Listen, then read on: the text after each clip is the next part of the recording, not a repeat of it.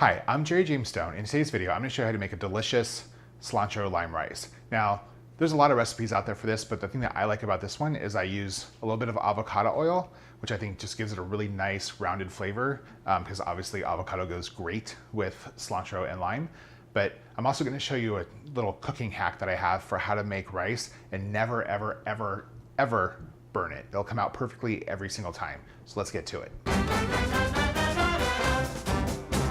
So the first thing that I'm gonna do is I'm gonna cook the rice. Now I'm gonna use one of my hacks for making rice, because if you've ever made rice and it can be really kind of difficult, right? Like sometimes you burn it, it doesn't always come out quite the right way. So what I like to do is I actually cook my rice like pasta. Throw it in a lot of water versus just enough to make it hydrated, and cook it until it's nice and tender. Comes out perfectly every time. You'll never burn it, you'll never ruin it. Trust me, you want to try this method. So I have a pot of vegetable broth. I'm doing vegetable broth instead of just straight water as a way to get flavor into the rice.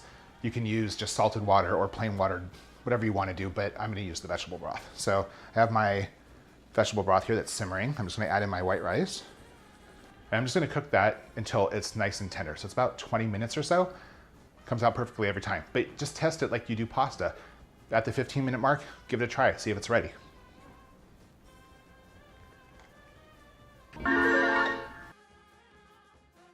Okay, so we've cooked the rice, cooled it down in the fridge. Now we're gonna mix everything together. So first I'm gonna add in some lime juice.